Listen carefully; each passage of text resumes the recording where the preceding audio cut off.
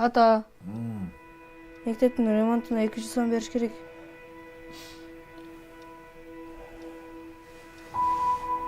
Ертең деп қойшы. Күнүгө эле эртең деп бересизби? Қана, сен шылтыңды алшы. Ай, анақтасын апасы жоғын.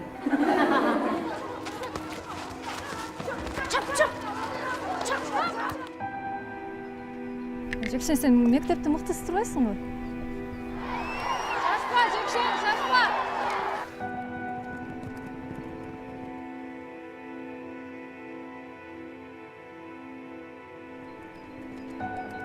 Карим менен сүйлөштүм.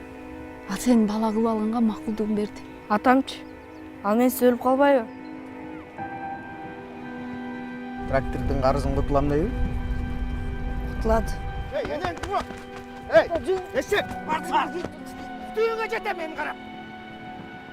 Менин туура сууда бир досум туш ото берген тап. Ал аябай бай адам. Эгерде сен биринчи келсең, бир топ маселелериң чечилип калат.